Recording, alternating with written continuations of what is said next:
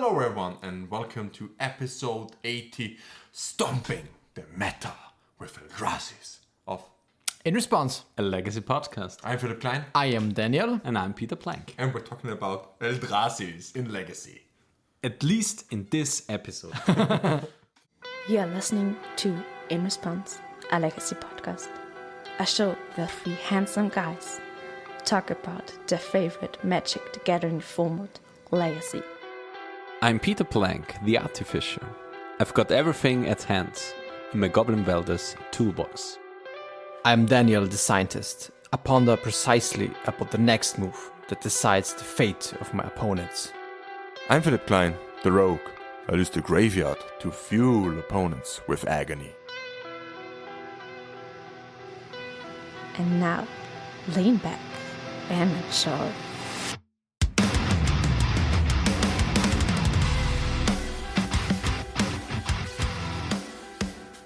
So basically everyone knows now that this is the second big breakout deck out of Modern Horizons Legacy.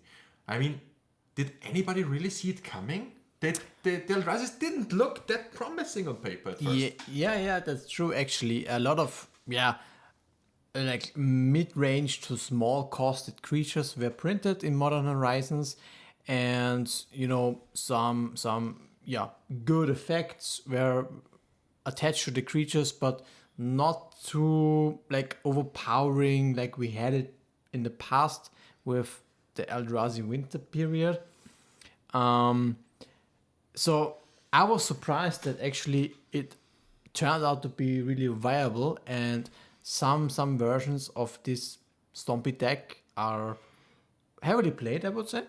I think according to MTG Goldfish, it's now the second most played deck. It lingers around 9% of the meta. Yeah. And yeah, I mean, Eldrazi Stompy was like a huge deck like 5-6 years ago, I would say 2018, 2019. Is this already so long ago? Yes. Yeah. Oh my god. It is quite some time ago. Well, okay. I think the big factors here were like the combinations of Thought-Knot Seer and Reality Smasher as two big strong hitters. Yeah. For the my legacy. opinion, it was more like Eldrazi Mimic. Eldrazi Mimic was also Eye good, of yeah. Ugin, Mimic. Yeah, and then you had to go... Thought-Knot Seer. Yeah, exactly. So you need the big hitter. Yeah.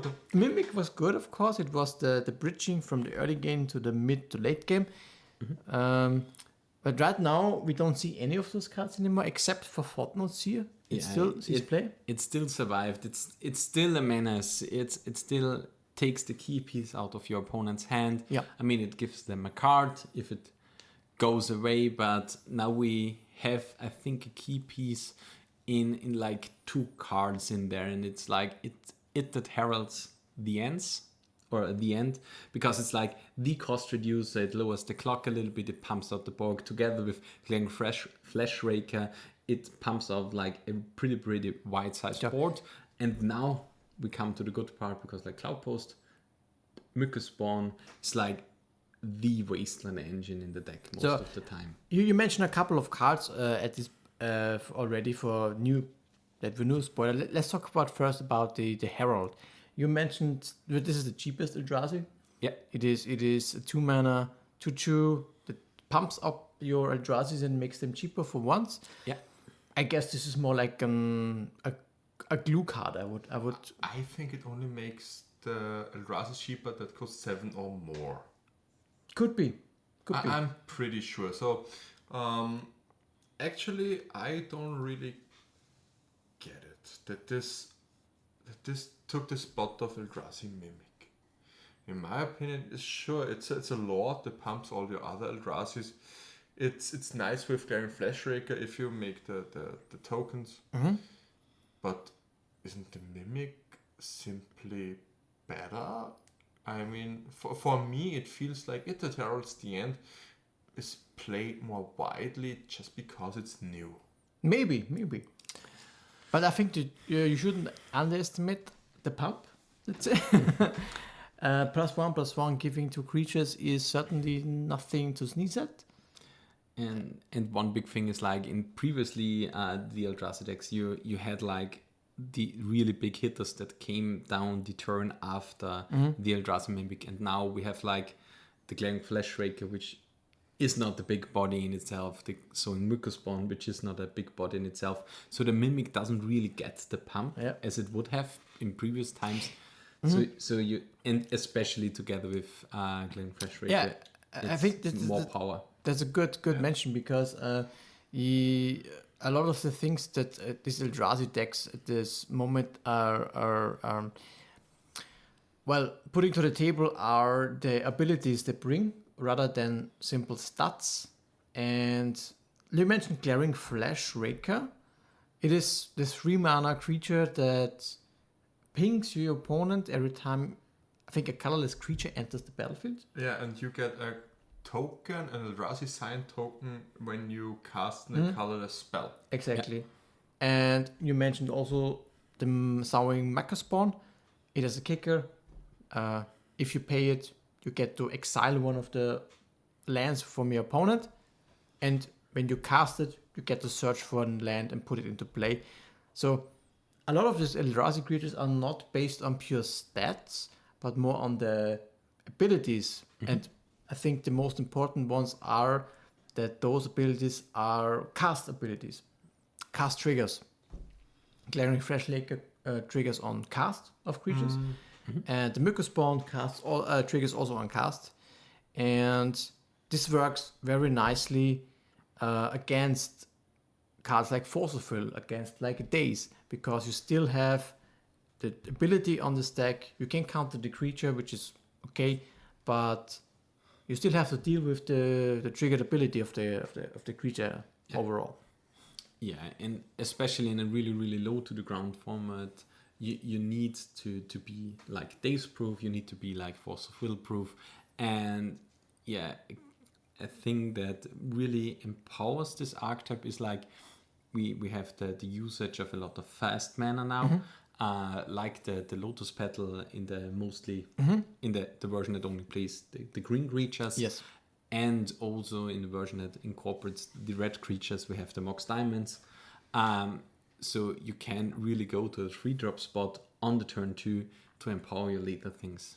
And yeah, it's a good deck, but we have 2 cards that really changed since Eldrazi Stompy was really a deck. And the 2 key cards, in my opinion, here are, we have now a really, really versatile spell in the form of Kozilek's Command. And we have the fixing the Devourer of Destiny if it's in your opening hand. What does the Devourer of Destiny? If you have the Devourer of Destiny in your opening hand, you may look at the top 4 cards of your deck, and you may put up to one, I think, on top and exile the rest. Yeah. And so basically Scry 4, more or less. So also Veil 4, however you want to see it. But for free. Yeah. And it basically fixes your first draw step. And in Stompy, having like good draw steps afterwards is really, really key, especially when you are playing non-blue, because you don't have the cantrips. But another big thing, and it also gives you access to cards in your deck, is Kozilek's Command. And Kozilek's Command is an instant for X and 2 colorless mana. And it basically has 4 modes, if I remember correctly. The first one is it makes X Scion tokens, which are all ones that may sacrifice for a colorless. You may look at the top X card of your deck, and you put one of them into your hand and the rest under your library. Then you have the ability to exile a non-land permanent with mana value X or less. It's a creature. Oh, only a creature? A creature, I think an opposing creature. Yeah, and I think there is also a 4th. Yeah, I think you can exile up to X cards from a graveyard. Yeah, you can. I think it's a graveyard hate effect also. And you can choose 2 modes because it's a command. Yeah.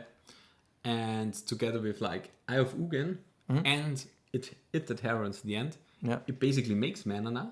Yeah.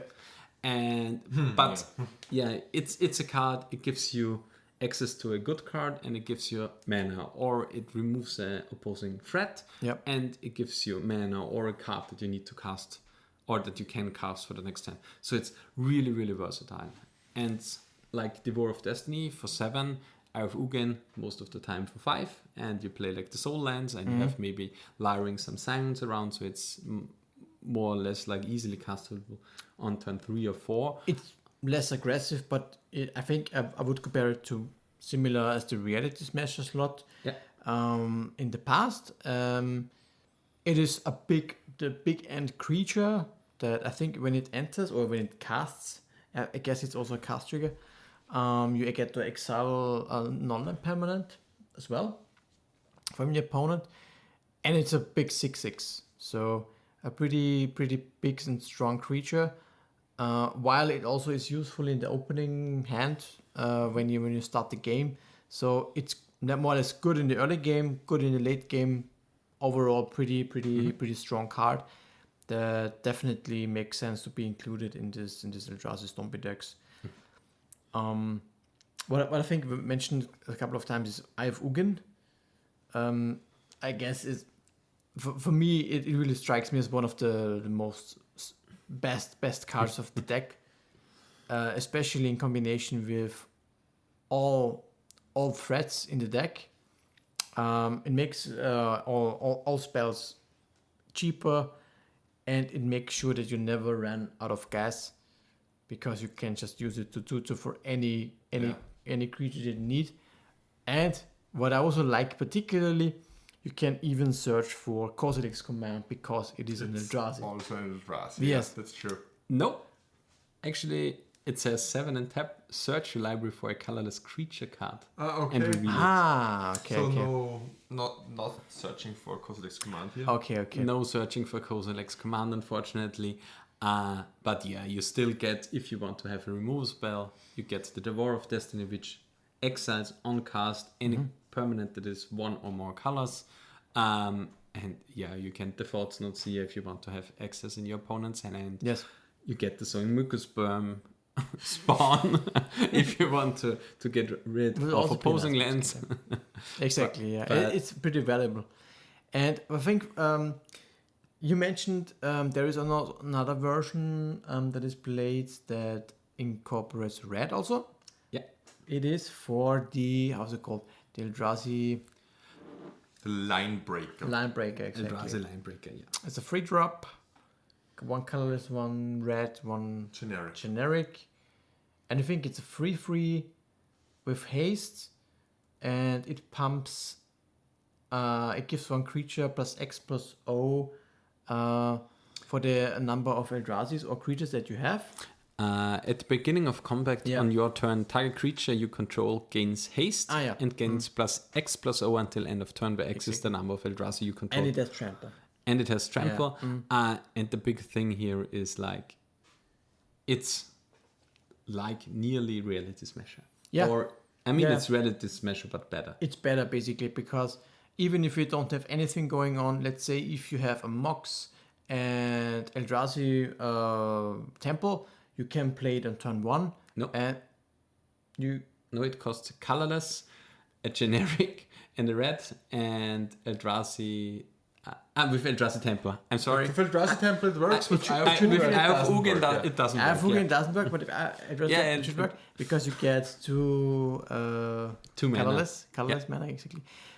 With that, you could in theory play this on turn 1 and attack for 4 on turn 1. With this card, you have like a 4/3 trampler on turn 1. Pretty solid, I would say. Yeah, it's pretty aggressive. But it certainly locks you into red also, which makes a mana base a lot worse. That's the reason why for these kind of decks they opt to not really play Lotus Petal but the Mox Diamond instead. You want a stabler, more continuous access for red. Usable mana base, yeah. Yeah, exactly. Yeah, it's, and the big thing with the line break is like, it makes each other creature that you drop in also having haste. It's like the Reality Smash, it was its own big body, and but this one gives each falling card the haste, and having no creatures in the deck with Summoner Sickness is a really, really big thing, especially with the ability getting better and better and better. And yeah, with Clanging Fleshraker, for example, you play a card, you gain another Scion token, you give then the Scion token the +X+1, you can easily sack them away, or it just trades with your opposing creatures. Yeah. And yeah, it's insane. I mean, you would need a way for the deck to draw more cards. I mean, it would be even more exploding. Like, draw a card, play the thing, draw a card, play the thing.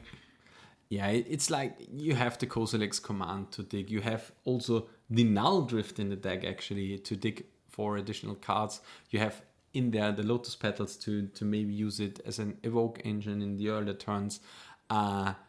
So you have a little bit of a top end, especially with Eye of Ugin getting all combined. And a cool thing that we kind of see here developed nowadays with the list is we have a small little toolbox now in the mana base, because like Sowing Mukos Spawn is the card that most of the time would get you a wasteland, because it exiles a card from your land from your opponent. You get another wasteland, you got You 2 waste lands down. out the game. But sometimes you want to have something other. You want to maybe get the basic. You want to have a Yamimaya to make more mana with your Eye of Ugin. Or you even get the Chaos Cradle and pump up really big in the mana base. And yeah, so Kozilek's command is way better, for example. And yeah, it's really, really cool to see the decks develop. Yeah, I find it interesting I think the old Eldrazi lists didn't have access to that much mana like these kind of decks do. Maybe because there's a card that we haven't talked about yet that has also fallen out of favor, and that's Endless One.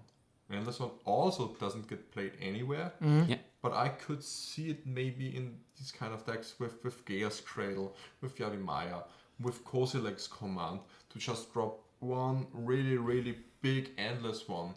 Just give it haste and go. Yeah, the big thing that kind of threw Endless One off the cliff is like not having any form of evasion. Endless One is like a really, really big hitter. It was perfect for Eldrazi Stompy back in the days. On turn 1, you dropped it as a 2/2. On turn 4, you dropped it as a 6/6, 7/7, whatever. It was always ahead of curve. It was always big. It pumped up your Eldrazi Mimic, especially now with Eldrazi Mimic gone. It makes a little bit less sense, because like for 7 mana, I think I would like to drop in a Devourer of Destiny. It's only a 5/6, but I excel one card of my opponent, or drop in an Aldrifter, drawing another 2 cards, and now I'm ahead in the mana game. So it's like, I don't think that we really, really need to have the one big thing, or the one thing that can be every size we want, because like, yeah, we have all the other tools. Yeah, exactly. But what I'm feeling, that this deck is more or less designed right now to, be very proactive, aggressive. I think it has a decent matchup against Scam at the moment. Yeah. We'll see how this fares up if we see the Grief ban. But I think, as it is also the Stomp elements with Chalice of the Void, packed together with these new Eldrazi's that have strong cast triggers, I would say it fares pretty well against meta at the moment. Although I think, like any Stompy deck, it has still, even with Eye of Ugin, with Kozilek's command and the Devourer, it lacks some consistency, I would say. At some point you could find not what you need, find too many petals, too many chalices, too many lands. Yeah, interesting Whatever. enough, the mana base of these kind of decks is always pretty fragile. Also to opposing wastelands, exactly. Or Harbinger of Disease is pretty popular lately. Moon, This, Arms of the Moon, yeah. So this kind of angle is a problem for the deck, but it is still very aggressive. It puts a lot of powerful creatures. It has a good mix of big creatures and also go wide a little bit. Yeah, that's certainly something that the old Eldrazi Stompy decks of the past really lacked. Yeah. They had often a Reality Smash and a Thought-Knot Seer, or maybe a Mimic and a Thought-Knot Seer, or then an Endbringer or something. Yeah. It had 1 to 2 threats at most on the board, backed up by a Chalice or something, but there were no Scions. Yeah. And these Scions are so good when you pair it with It that Heralds the End. Yeah. Suddenly they are 1-2, and you get a lot of them. A big Kozilek's command, or simply a Resolve Scaring Flash Raker, really puts the go wide strategy into a viable game plan, and suddenly you can simply go wide. You can even go under Resolved Ensnaring Bridge, because of the science. Something that the old Eldrazi decks simply couldn't deal with.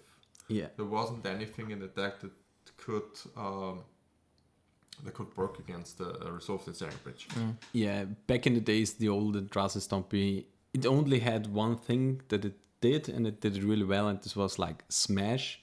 But the now decks in Eldrazi not only have the Smash mode, but sometimes you also have the Pass mode, because like you can build up to get your solution for some cards. And so you can be like, because like Ensnaring Bridge, just ping them to death with Glaring Flash Raker. You have so many good things, like Glaring Flash Raker together with Kozilek's command, and maybe even with making science and digging into the deck, finding another Kozilek's command with an Eye of Ugin in itself. It is mana neutral. You sack all the science, cast another one, ping your opponent for another 5 or 6. Yeah. It's like really, really insane what the deck can do, and You have the answers also with the Devourer if you get to cast it to exile any permanence that you feel like this is a problem. I mean, Ensnaring Bridge not specifically, but maybe other cards. But yeah, it's really, really cool and versatile what it can do. Yeah, we already talked a lot about the strengths of the deck, and we only tackled one weakness, and that's the inconsistency, because these kind of decks always or sometimes lose to themselves. Yeah. But I want to know, what do you guys think about this deck's worst matchups? So if this deck will be played more, or is an even bigger player in the future. Especially with the upcoming changes, maybe. Yeah. How can we battle the Eldrazi's? I have a big one, and apparently it has like 25% matchup against the deck. It's Painter. Okay. Because like Painter naming a color turns off Eye of Ugin, Eldrazi Temple. It makes the deck really, really slow. You play you play your Magus of the Moon, you play a fast combo. So actually Painter is a big deal against Eldrazi Stompy. Apparently to some charge, it has like a 77% win percentage. And you have Ensnaring Bridge also, right? Yeah. If you choose to play maybe Karn. Yeah. No, So- you most of the time also play one Ensnaring Bridge in the main. Yeah. So Painter's probably your deck of choice. What else is there? I mean, It's a good question. I think it would remain as one of the aggro decks. It's also mixed, of course, with the new cards. It's also a flavor thing at the moment going on for sure. I think, however, a Stompy deck like that, Eldrazi was strong before, and with these new iterations, I really think that when you pivot the Eldrazi's in their design in such a way that you Magic in competitive Legacy is always the case that if you invest very much mana, you want to get some guaranteed value out of it, or it's usually not a great strategy if you have to pay, 5 or 6 mana and it simply loses to a force, loses to a daze. yeah. Usually this doesn't mean that this is a good strategy, but for Eldrazi's, for the newer versions now, If we get this guaranteed value, these guaranteed cast triggers, it's much worse when you take the risk of investing or casting these high-costed cards in the face of Daze, in the face of Force of Will, what have you, in the format. So with that in mind, I think this is a improved and stronger version of the Eldrazi Stompy deck that we had in the past in Legacy. And I think it's a good contender for one classical aggro strategy that could remain as one of the Stompy decks in the future. Yeah. And what do you think? Do we enter new Eldrazi winter? No. No, definitely not. But yeah, as I said, it's like more versatile. You can choose your paths. You can go to red-green, more aggro. You can get in the slow version with only the green. So I think we have a deck that you can develop over time. It's not any like 60 set in stone at any specific moment. You have a toolbox. You have various slots that you can decide onto. So I'm really looking forward to competing against it, especially when I'm on paint. I don't look forward to competing against it. Certainly not. Well, maybe. Yeah, they only have 4 Leylands and 4 Jealous. I mean, that's beatable. True, fair enough. Force of Vigor says hello. Exactly. Well, what do we think about maybe? Well, there's the two different versions, but what do you think about the flavors? Would you play with or without the red? I'm actually pretty intrigued by a red version. Eventually skipping green altogether. Okay. No. You would skip the Mycospawn. I'm pretty sure that there is maybe some kind of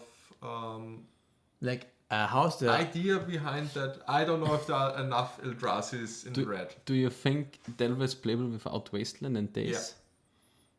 Yeah. It's called Control. No. In Control, you have to play Daze. Yeah, that's true. We already know that now. No. Sure. Sorry, Mycospawn is insane for sure. Yeah. But I'm not an Eldrazi expert, so I don't know all of them that exist. But maybe there is something because there were red Eldrazi lists before. Yeah, that is true. And maybe there is some hidden gem in there because you have the Mana Acceleration Simon Spirit Guide. That wouldn't be so bad. Yeah? You can play Elvish. I think the key thing here is with like Lotus Petal is it generates another mana with the Flash Raker. Yeah. I was like thinking like maybe you even want to have the Elvish Spirit Guides instead of the Lotus Petal because it's not a permanent, it doesn't get disrupted easily. Yep. And you can make it a surprise. But yeah, with Glen Flash Raker, the Lotus Petal is like really, really good. Yeah, it's certainly better than Spirit Guide, that's true. But yeah, for me, I think it would start off with the red-green version and maybe move on to the green version. Because like starting off with a little bit of a faster deck with more or less, I would say a little bit less decision points could be good. And then move into the deck that has a little bit of more decisions to make, develop your game plan a little bit more further. And therefore like starting off with the fast one, then moving on to the slower one. Yeah, it's a possible thing. Yeah, it seems like a nice way to tackle this. Eldrazi's, I think, are definitely here to stay in some way or another. Maybe not Stompy, maybe Cloud Post. Maybe Cloud Post. Maybe Cloud Post. This is another deck that Maybe Show and Tell comes back. also big Eldrazi Stompies. Yeah. I think these are the Eldrazi decks of the format, let's say. Yeah. But Cloud Post, we talked about this lately also a couple of times, has also completely changed with the new cards. And Summoning Mycospawn is one of the biggest newest addition that also makes the deck more or less an Eldrazi deck. It's not a Stompy deck, but it's, I don't know, Cloud Post is like mono green, big ramp. It's ramp. It's big mana. Big mana, how you want to call it. Pretty exciting as well for this deck, which stomps for sure some a lot of slower decks, but struggles against faster decks usually. Yeah, combo decks are probably a great way to combat this, because we see they also have mind break traps in the sideboard, Leader of the Void, Null Rods, Disruptor Flute. So many things to really combat other combo decks. Yeah. Because that seems to be the weakness of this deck. So if you run into a meta that has a lot of Eldrazi Stompy, maybe try either Painter or try, which is also a combo deck, or try some other combo decks to combat this. Until further notice, try Scam. It's a good deck. Probably the best deck that you can play. I mean, for the next, I don't know, a week or something. Yeah. 3 days. Let's see. So we will tune for what happens now in the next, I think, days for the new upcoming meta. We definitely will watch what will happen with Eldrazi upcoming. I think this was a nice talk about this deck, right? Oh yeah, for sure. And also, we certainly don't forget our beautiful, beautiful Patreons. So shout out to Matt Duncan, Christian Neutz, and Moritz Eichmer. Thank you very much for your contribution. Yeah. Also, just don't forget to like and subscribe. We know it's already pretty late in the cast, but like and subscribe to our Spotify and our YouTube. It would help us out tremendously. Yeah, with this, I think we can conclude the episode. I'm Philipp. I'm at PhinikMTG, PhinikMTG on X. Exactly. My name is Daniel, or Flying Delver. I'm known. You can find me also on Twitter. It is at Flying Delver there. It's already pretty late now. And I'm Peter. You can find me on x.com. It's at Unicorn Lord, but the O in the Lord is a 0. So we see us in Bologna at European Legacy Masters and probably at Eternal Weekend. So see you there. But now, in response, the end.